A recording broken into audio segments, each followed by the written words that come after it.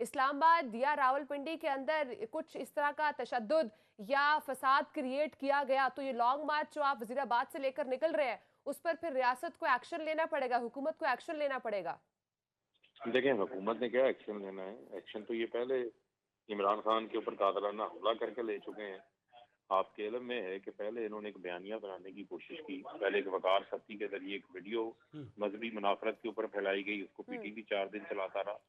پھر ان کے مختلف وزراء مریم صفدر، رانا ثناء اور باقی وزراء سمیت یہ بات کہتے رہے کہ عمران خان جو ہے وہ ایک فتنہ ہے، اس کا سر کچلنا چاہیے۔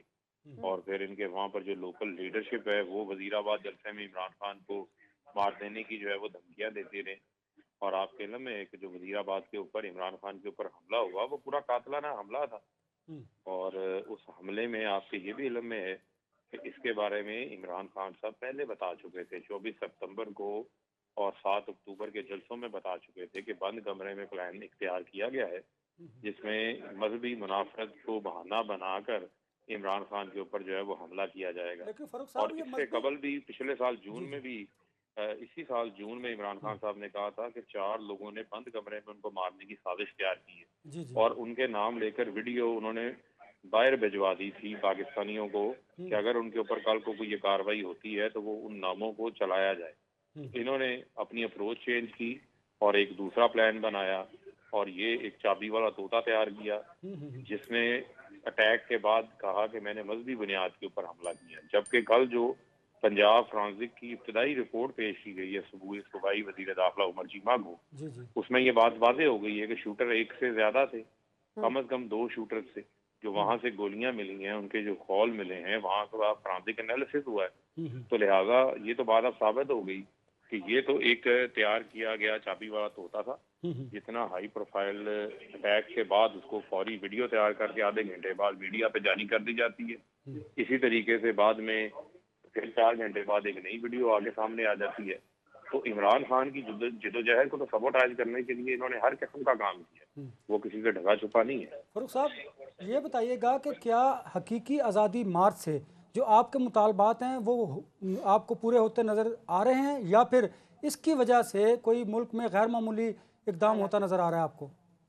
بات یہ ہے کہ کل ایک سروے آیا ہے آئی پور کا، جی institute of public research organization ہے اس کا، اس سروے میں انہوں نے یہ کہا ہے کہ 63% عوام جو ہے وہ ملک کے اندر فوری انتخابات چاہتے ہیں۔ آپ مجھے بتائیں کہ اس انتخابات کے راستے میں کون رکاوٹ آئے گا؟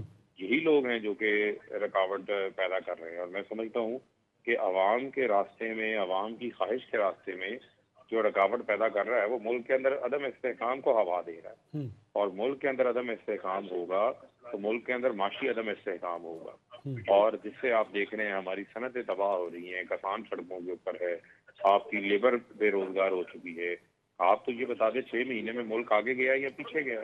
ہر سطح کے اوپر پاکستان کو جو ہے وہ اس ٹائم چیلنجز کا سامنا ہے، اور اس امپورٹڈ حکومت نے تو این آر او لینے کے علاوہ اور کچھ کیا ہی نہیں ہے۔ اور آپ ارشد شریف کی کا دیکھ رہے ہیں، معاملہ دیکھ رہے ہیں، کل ارشد شریف کی تشدد زدہ تصاویریں میڈیا پہ سامنے آ جاتی ہیں، اس کی پوسٹ مارٹم کی رپورٹ اس کی والدہ کو نہیں دی جاتی، وہاں عدالت میں 1 ہفتے کا ٹائم دے دیا جاتا ہے، لیکن دوسری جانب میڈیا کے ایک خاص سیگمنٹ کے ذریعے پروگرام کروایا جاتا ہے اور اس کی تشدد زدہ تصویریں پہلے ان کی فیملی اور چاہنے والے ایک ٹراما سے گزر رہے ہیں، ان کے لیے ایک اور تکلیف جو ہے وہ لمحہ کریٹ کیا گیا۔ تو یہ پاکستان کے اندر ہو کیا رہا ہے؟ لگ نہیں رہا کہ بنیادی آئینی حقوق موجود ہیں، انسانی حقوق، قانون موجود ہے، ہیومن رائٹس کی جو وائلیشن ہو رہی ہیں، یہ تمام چیزیں یہ جو پچھلے 6 ماہ میں آپ نے دیکھی ہیں یہ پہلے کبھی ہم نے دیکھنے کو نہیں ملی جو اب ہو رہا ہے۔ بالکل ایسا ہی ہے سر، لیکن عمران خان صاحب یہ بھی کہہ رہے ہیں سیاست سے فوج کا کردار مکمل طور پر ختم کرنا بھی ممکن نہیں ہے، تو سر جب ایک طرف عمران خان صاحب کو اس چیز کا علم ہے کہ نہیں کردار مکمل طور پر ختم کیا جا سکتا، تو پھر عمران خان صاحب بیٹھ کر بات کریں، کیونکہ بات کرنے سے معاملات آگے بڑھتے ہیں اور کوئی نہ کوئی پرابلم کا سلوشن نکلتا ہے۔ نہیں دیکھیں، پھر میں آپ کو یہ کہوں گا کہ ہم نے تو صرف ایک یہ بات کی کہ ہمارا جائز مطالبہ ہے پاکستان کے اندر فری اینڈ فیئر انتخابات ہونے چاہیے، فری اینڈ فیئر الیکشنز ہونے چاہیے، اور اس الیکشن کے ہم کسی سے نہ کوئی فیور مانگ رہے ہیں، ہم کہہ رہے ہیں کہ عوام کو موقع دیں، وہ اپنے ووٹ کی طاقت کے ذریعے اپنے آئندہ وزیر اعظم کا جو ہے وہ انتخاب کریں، لیکن آپ یہ دیکھیں کہ ایک نیچرل پبلک موومنٹ ہے، اس کو سپریس کرنے کے لیے آپ ایف آئی اے کا استعمال کرتے ہیں، آپ آدم خواتین اٹھا کے تشدد کرتے ہیں، ان کی ویڈیو، پرائیویٹ ویڈیو جو ہے وہ ان کی خاندان کو بھیج دی جاتی ہے، جو ان کی اپنی فیملی کو مینٹلی طور کے اوپر ٹارچر کرنے کے لیے. یہ ایسا سلوک کہاں ہوتا ہے جو سلوک کیا جا رہا ہے؟ عمران خان کو راستے سے ہٹانے کے لیے جو کام کیا گیا ہے، مجھے آپ یہ بتائیے یہ کوئی جسٹیفائیبل ہے؟ ہماری مرضی کی جو ہم ایف آئی آر دینا چاہتے ہیں، جو ہمارا رائٹ ہے بالکل دفعہ 154 کی ضابطہ فوجداری کے تحت، بالکل یہ ہر پاکستانی کا رائٹ ہے کہ وہ اپنی مرضی کی درخواست دے کر ایف آئی آر درج کروا سکتا ہے. وہ ایف آئی آر درج ہونے نہیں دی گئی، وہ 3 ناموں کی بنیاد کے اوپر جو ہے وہ رکاوٹ کھڑا کیا گیا. اور آپ یہ دیکھیں کہ کیا تحقیقات ہونی ہے. ایک سابقہ وزیر اعظم، 22 کروڑ عوام کا لیڈر، جو پاکستان کا سب سے مقبول ترین لیڈر ہے، جس کی مقبولیت حالیہ ضمنی انتخابات میں ثابت ہوئی. ٹھیک ہے پنجاب میں سر، تو صوبائی ایک اسمبلی کے آپ کا ضمنی جو میجر انتخابات ہوں، مطالبہ ہے وہ چاہے وہ قومی فوری، اسمبلی کے ضمنی انتخابات ہوں، عمران ٹھیک خان ہے، کی فوری مقبولیت تو انتخابات ثابت کا ہو. آپ کا مطالبہ ہے، تو فوری انتخابات اگر لیٹ سپوز وقت پر بھی ہو جاتے ہیں، فوری بھی ہو جاتے ہیں، اس بحث کو سائڈ پر رکھتے ہیں، لیکن جو موجودہ چیف الیکشن کمشنر ہیں، کیا ان کی موجودگی میں ان کے انڈر جو انتخابات ہوں گے اس کو آپ قبول کریں گے جو مرضی نتائج ہوں؟ دیکھیں بات یہ ہے کہ ہم تو انتخابات میں ای وی ایم لانا چاہتے تھے آپ کے علم میں، جی جی بالکل تاکہ ملک کے اندر جو ہے وہ دھاندلی کا راستہ بھی روکے. اس کی بھی مخالفت کی جاتی رہی، لیکن اس کی مخالفت کے باوجود آپ نے دیکھا کہ ہم نے تو تمام ضمنی انتخابات میں حصہ بھی لیا، وہاں پر عوام نے بڑی تعداد میں نکل کے ووٹ ڈالے، نتائج بھی ہمیں آئے. لیکن ہم یہ کہتے ہیں کہ الیکشن کمیشن کی بھی تشکیل نو ہونا جو ہے وہ ضروری ہے، الیکٹورل ریفارمز بھی ہونا ضروری ہے. بالکل ایک ڈیٹ انتخابات کی جو ہے وہ آنی چاہیے، لیکن آپ ان کو اتنا وقت نہیں دے سکتے کہ یہ ملک کا مزید بےغت کر دیں، ملک کی معیشت کو تباہ کر دیں، ملک کے اندر اخلاقیات کو تباہ کر دیں. اپنا جو ان کا امپورٹڈ رجیم ہے اس کو قائم رکھنے کے لیے انہوں نے تمام تر قانون کی دھجیاں اڑا دی ہیں پکڑ کے. اس فاروق کا بھی صاحب، تو کسی نے تدارک کرنا ہے. فاروق اور صاحب یہ یہ جو ارشد جی جی شریف جی صحافی، ان کو تو جان سے ہاتھ دھونا پڑ گیا، ان کو تو شہید کر دیا گیا. باقی جو صحافی ہیں، کسی کے کپڑے اتار دیے گئے، کسی کو پینٹی پڑوا دی گئی، کسی کو جیل میں ڈال دیا گیا، کسی کو ملک چھوڑ کے اوپر جانے پر مجبور کر دیا گیا.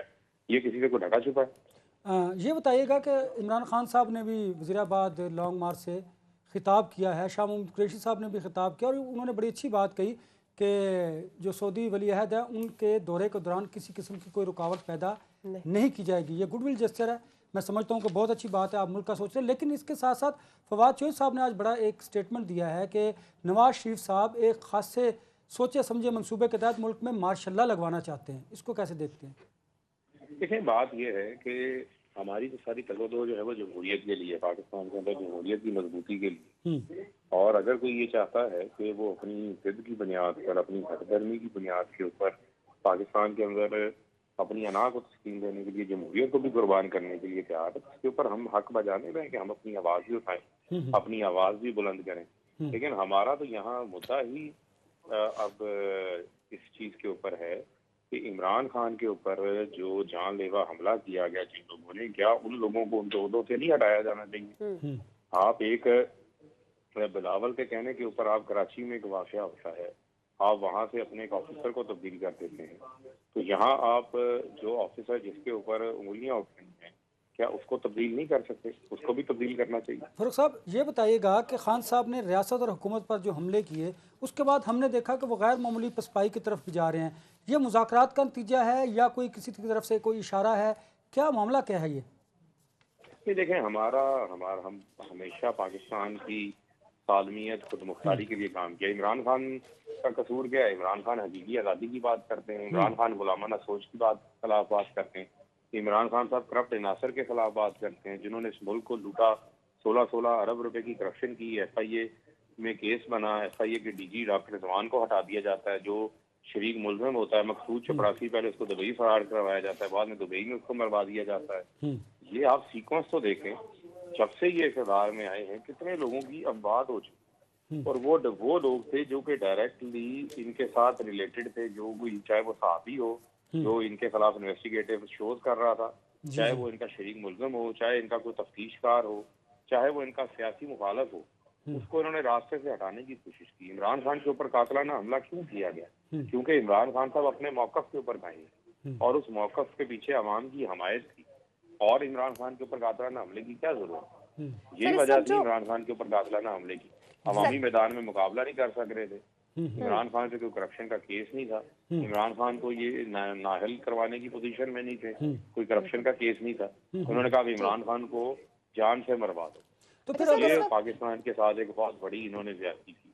इस वक्त जो हालात है, मुल्की हालात और तमाम जो सिचुएशन हुई, खासकर जो ये कातिलाना हमला हुआ इमरान खान साहब पर, उसके बाद से हम देख रहे हैं, उससे बहुत पहले से भी हम देख रहे हैं कि इमरान खान साहब बार बार अदालतों को कहते हैं कि अदालतें इसका सो मोटो लें, अदालतें हालात देखें। पाकिस्तान तहरीक इंसाफ के मुख्तलिफ रहनुमा भी यही नैरेटिव लेकर आगे चल रहे हैं कि अदालतें क्या अब उनकी आंखें बंद हैं, क्या वो अब नहीं देख रही? तो जब अदालतें इन सियासी मामलात के अंदर इंटरवीन करती हैं या कोई सो मोटो लेती है, तो फिर यही क्वेश्चन मार्क दोबारा से रेस किया जाता है कि अदालतें क्यों सियासी मामलात के अंदर इंटरवीन कर रही हैं? देखिए, बात ये है कि इमरान खान साहब का जो मौक़िफ़ है, जब आप एक अपनी जमहूरी जदोजहद करते हैं, जब आपकी उस जदोजहद को दबाने की कोशिश की जाती है, ताकत का नाजायज़ इस्तेमाल किया जाता है रियासत की जानिब, तो फिर आपने इंसाफ के लिए किसकी तरफ देखना है? हम एक सियासी जमात हैं। हम कोई मिलिटेंट मलेशिया तो नहीं है कि हम हाथों में बंदूक उठा लें और बंदूक से लड़ना शुरू कर दें।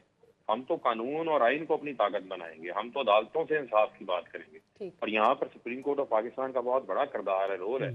अरशद शरीफ को जान से मरवा दिया जाता है, इमरान खान के ऊपर कातिलाना हमला हो जाता है। इसी के साथ साथ आप देखें आदम स्वाति के साथ जो सलूक हो जाता है, क्या इसके ऊपर सुप्रीम कोर्ट ऑफ पाकिस्तान को वो मोटो नहीं लेना चाहिए? क्या इंसाफ के तकाज़े पूरे नहीं करने चाहिए?